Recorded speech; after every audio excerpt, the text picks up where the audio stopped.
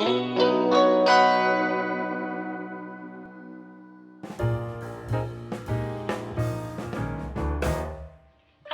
I'm Katie, and today I'm making bruschetta. Bruschetta is an Italian dish that is made of grilled bread that is rubbed with garlic and then topped with olive oil and salt. Then you can put any number of toppings on top of the bread. You can put beans or meat, vegetables, but the way that I've always had it and the way that I've always made it is with a mixture of tomatoes on top. And then there's lots of different things that you can do with it. So today I'm going to show you 3 ways that I like to put it all together. But first, I'm going to make our tomato mixture.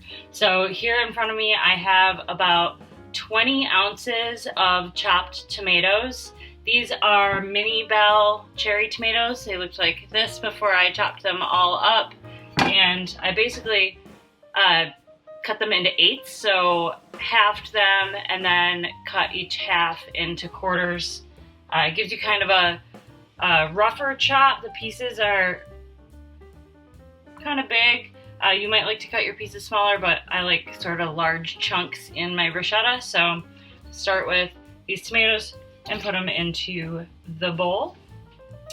And then I have about 3 garlic cloves that are minced here. You can use less, but I really like garlic, so tend to pile that in there. It's gonna be a very garlicky bruschetta when we're all done. Then I've got about a 1/4 cup of basil that's chopped up. Throw that in there. I have 2 tablespoons of balsamic vinegar. Some people like to use white wine vinegar. Totally fine too. I like the little kick that balsamic gives you. And then I have 2 tablespoons of olive oil as well. I'm going to crack some pepper in there and sprinkle a little salt as well. And I forgot to bring a spoon, very important.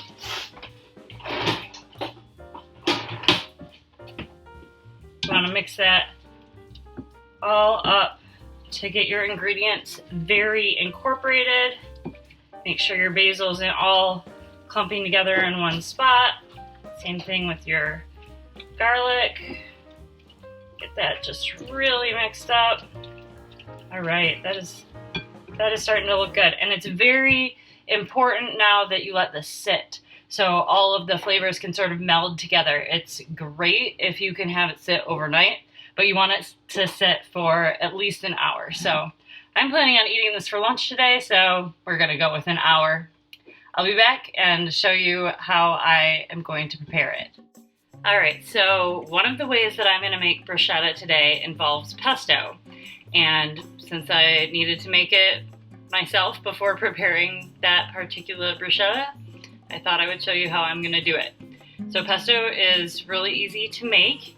You just, for this recipe, I'm using about a cup of basil, and I'm putting that into my food processor. All right. Then I have about 3 tablespoons of pine nuts. You can also use cashews, walnuts. They taste good as well. I have 3 cloves of garlic, so we're continuing with our garlicky theme here. And I have 1/3 of a cup of shredded Parmesan cheese. That's all gonna go in the food processor with just a little dash of salt and a couple grinds of pepper. I put the lid on, and I have 1/3 of a cup of olive oil here. And so I'm gonna start the food processor, and then I'm going to slowly stream the olive oil into the top until it all mixes together. Here we go.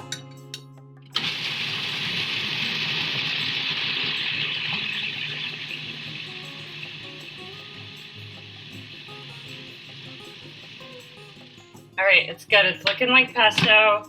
Just like to scrape down the sides a little bit. Make sure everything gets really nice and combined. It's actually looking really good. It's looking very garlicky, which is good for me. Man, I just did not great with this lid, huh? There we go. Now I'm going to pulse it a little bit. Just get some of the chunks out of here.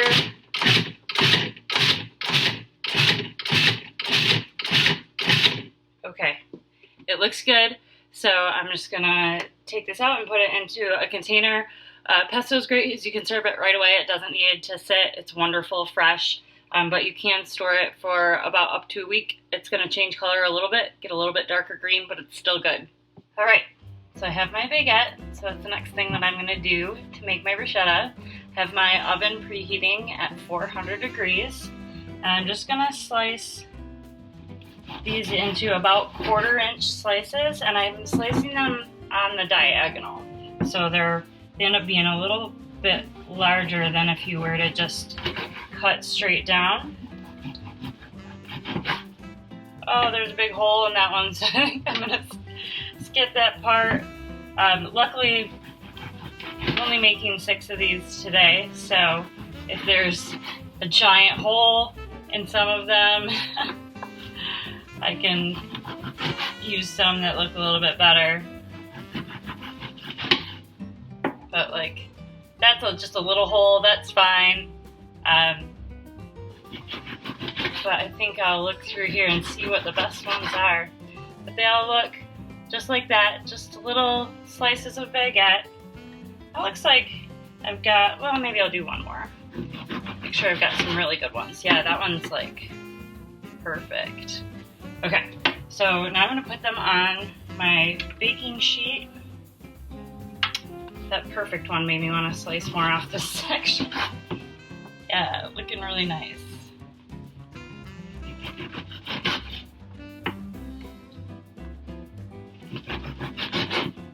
Okay, we'll choose that one. Okay, so got 6 slices of baguette here that I'm going to toast up, but first I've got a little olive oil in here, and then I've got a little brush that's going to collect the oil, and I'm going to brush right on top of my baguette pieces to just lightly coat them.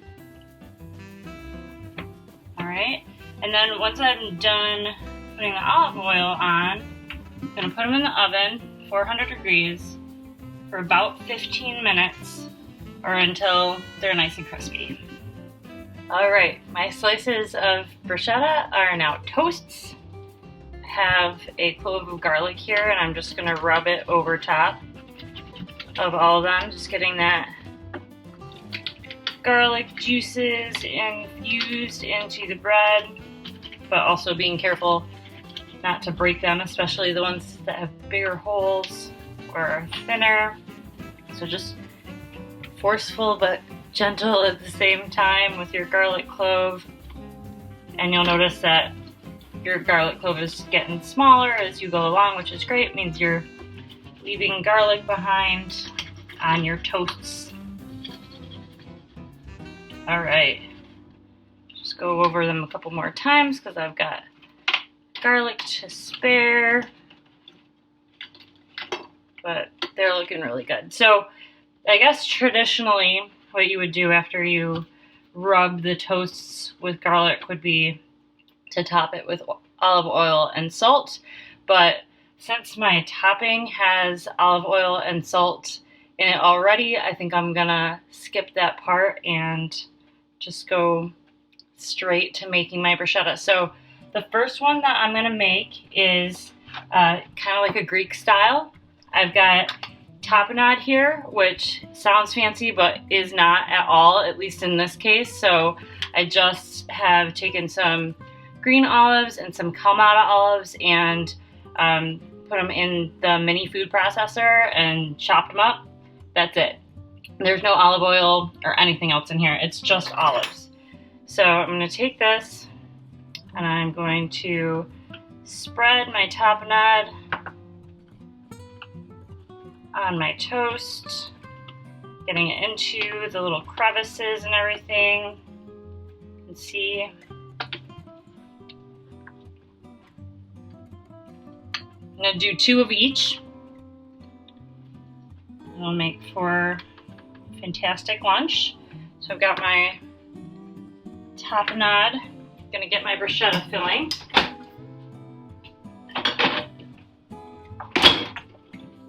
Great, most important part, left it in the fridge. I'm just gonna give it a little stir. It's looking good. It smells great. I'm just gonna take a little bit of the mixture and make sure that I get some nice liquid on there too. And that'll take place of any olive oil that we were supposed to put on the bread. All right, that looks great. Trying to get it so it doesn't fall off the bread. And then on top of that, I have some beautiful feta cheese here. And I'm just gonna put some crumbles on, like so.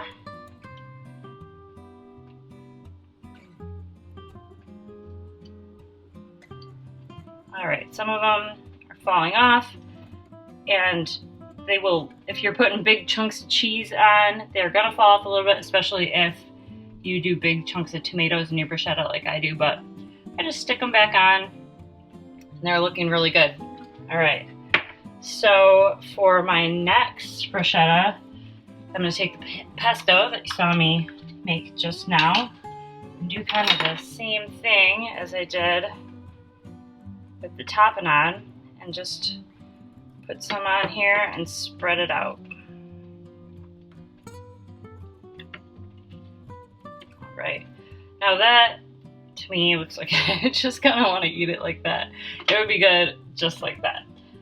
But since I've got all this delicious bruschetta mix, keep going. Put that on top of my pesto, and then I have some Parmesan cheese here. Really love cheese, in case you couldn't tell. And I'm just gonna put that on top of my pesto bruschetta.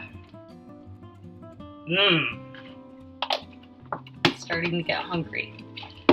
And then for my final bruschettas, I just have some crumbled goat cheese here. And I don't know if you can see it well, but some of the crumbles are really super fine. So those are kind of the ones that I'm looking to get a lot of, and just kind of mash it down into my bread with my spoon. Ooh, nice fine little goat cheese crumbles, so beautiful. Okay, I love goat cheese. I love all cheese.